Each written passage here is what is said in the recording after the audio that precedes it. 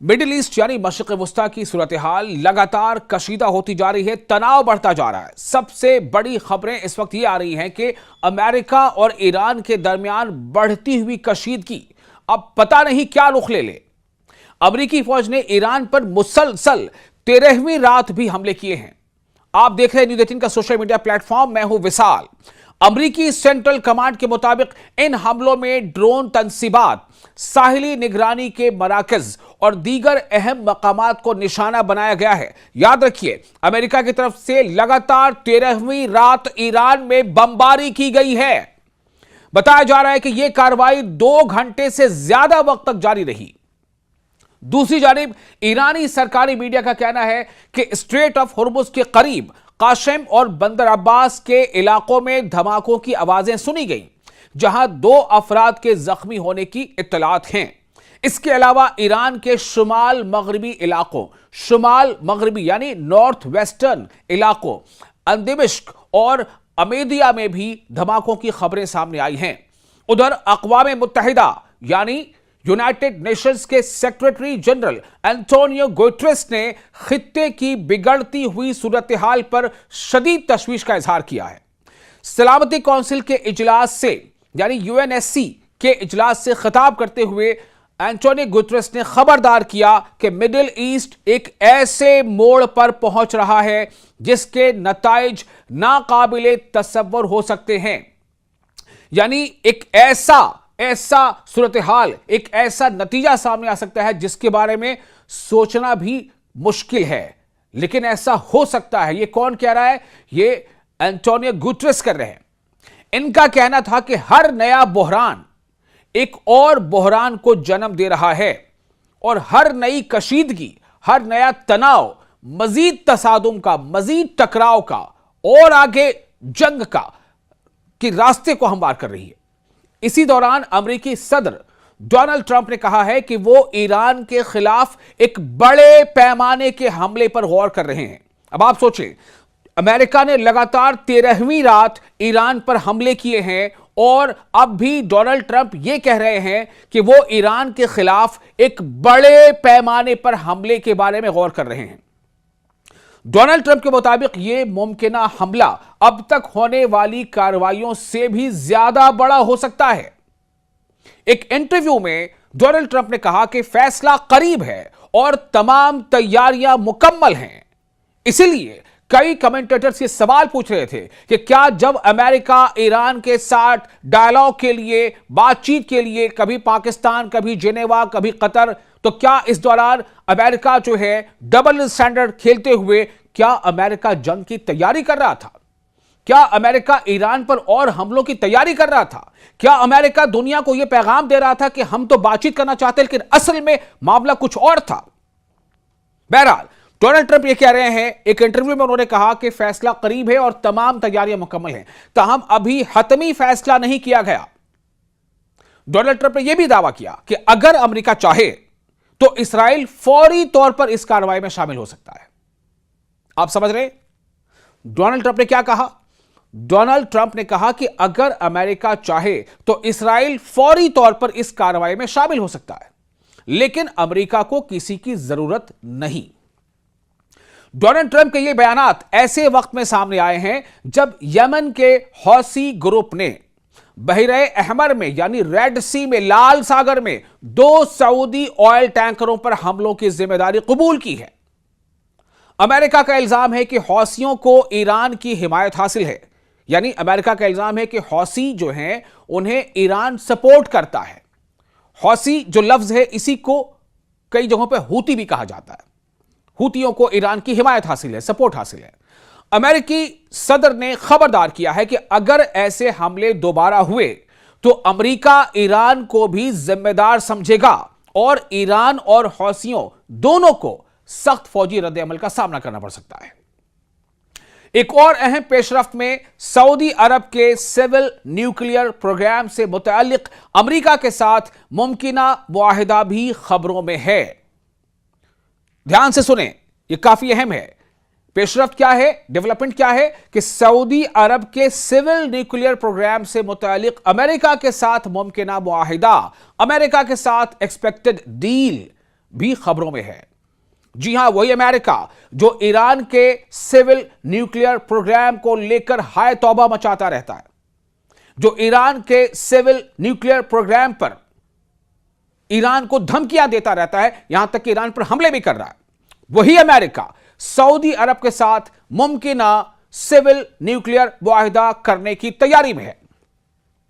White house का कहना है कि इस मुआहिदे के लिए सऊदी अरब को अब्राहम मुआहिदों के तहत इसराइल के साथ ताल्लुकात मामूल पर लाने होंगे। यानी सीधी बात क्या है, छिपी हुई बात क्या है, बिटवीन द लाइन क्या है? बिटवीन द लाइन यह है कि दुनिया जानती है कि सऊदी अरब ने आज तक इसराइल को बहैसियत मुल्क तस्लीम नहीं किया है।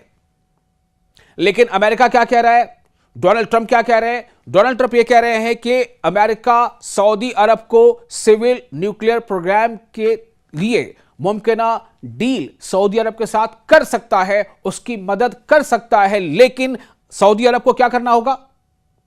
अमेरिका चाहता है कि उसके लिए सऊदी अरब को इसराइल को तस्लीम करना होगा। बहुत बड़ी शर्त है। क्या सऊदी अरब ऐसा करेगा? सवाल यह है। ताहम इत्तलात यह भी है कि इस नई शर्त पर सऊदी अरब के साथ अभी बाज़ाब्ता बातचीत नहीं हुई है। दूसरी जानिब मशरिक़ वुस्ता यानी मिडिल ईस्ट में बढ़ती हुई कशीदगी के असरात आलमी मईशत पर भी नजर आने लगे हैं। आलमी मंडी में यानी वर्ल्ड जो बाजार है, वर्ल्ड मार्केट है, उसमें ब्रेंट क्रूड ऑयल की कीमत दोबारा $100 फी बैरल से तजावुज कर गई है, यानी बढ़ गई है, ज्यादा हो गई है। और जो एक्सपर्ट्स हैं उनका कहना है कि अगर खित्ते में कशीदगी मजीद बढ़ी तो तेल की कीमतों में मजीद इजाफा हो सकता है, तेल की कीमतें और ऊपर जा सकती हैं, तेल और महंगे हो सकते हैं, ऑयल एंड नेचुरल गैस और महंगे हो सकते हैं। और जाहिर है कि जिसके असरात दुनिया भर की मईशतों पर पड़ सकते हैं। मुख्तसरन ईरान पर अमरीकी हमलों का सिलसिला जारी है। अक़वाम मुत्तहिदा यानी यूनाइटेड नेशंस खतरे की घंटी बजा रहा है। डोनाल्ड ट्रंप मजीद बड़ी फौजी कार्रवाई पर गौर कर रहे हैं, धमकियां दे रहे हैं, मैं चाहूं तो यह कर दूं, मैं चाहूं तो वो कर दूं। लगातार 13वीं रात ईरान पर अमेरिका ने बमबारी की है। आखिरी बमबारी 2 से 2.5 घंटों तक होती रही है।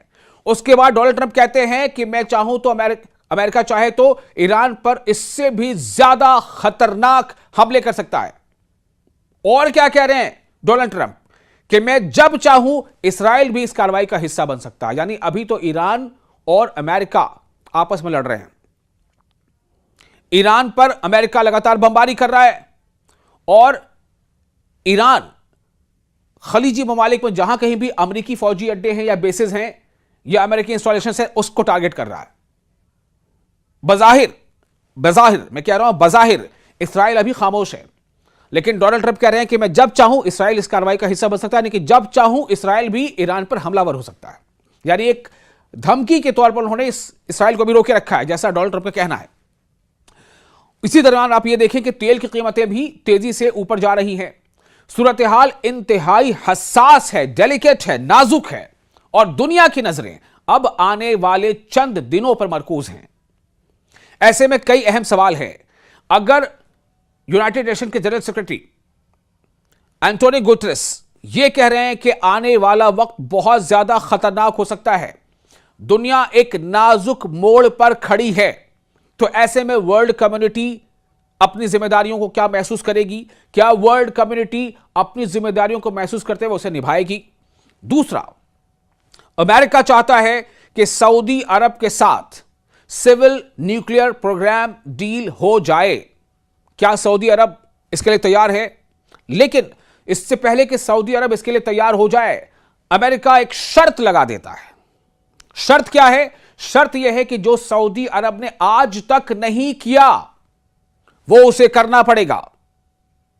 सऊदी अरब को इसराइल को तस्लीम करना पड़ेगा। अब्राहम अकॉर्ड के तहत इसराइल को तस्लीम करना पड़ेगा।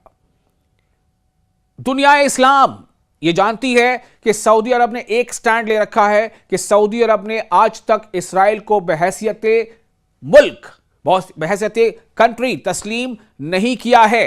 यह एक बहुत बड़ा एक स्टैंड है, यह एक बहुत बड़ी लकीर है जो सऊदी अरब ने खींच रखी है। क्या सऊदी अरब खुद अपने हाथों से उस लकीर को मिटा देगा? क्या सऊदी अरब इस्राएल को तस्लीम कर लेगा इसलिए कि चूंकि उसको अमेरिका की मदद चाहिए सिविल न्यूक्लियर प्रोग्राम को डेवलप करने के लिए, या सऊदी अरब सिविल न्यूक्लियर प्रोग्राम को डेवलप करने के लिए अमेरिका को छोड़कर दुनिया की और बड़ी ताकतों की तरफ रुख करेगा? बहुत बड़े सवाल हैं। इन सब के बीच सबसे बड़ा सवाल यह, डोनाल्ड ट्रंप कह रहे हैं कि ईरान पर मजीद हमले मैं कर सकता हूं, मजीद जोरदार हमले कर सकता हूं। 13 दिन लगातार 13वीं रात अमेरिका ने भी ईरान पर बमबारी की है, उसके बावजूद डोनाल्ड ट्रंप का यह कहना है। एंटोनियो गुटेरेस कह रहे हैं कि बहुत ही नाजुक मोड़ है, दुनिया के लिए खतरे की घंटी है। दुनिया बनती किससे है? देशों से, मुल्कों से। मुल्क बनता किससे है? लोगों से। तो दुनिया के मुल्क और उन मुल्कों के अवाम आखिर क्या चाहते हैं? क्या मुल्कों के अवाम, क्या अलग अलग मुल्क इस पर लगाम लगाने की कोशिश करेंगे? डोनाल्ड ट्रंप के इस कोशिश पर, इस हमले के लगातार करते रहने पर क्या लगाम लगाने की कोशिश करेंगे? क्या ईरान उसी तरह से हौसले के साथ खड़ा रहेगा, डटकर मुकाबला करता रहेगा? और क्या अमेरिका ने इस्राएल को फिलहाल रोक रखा है?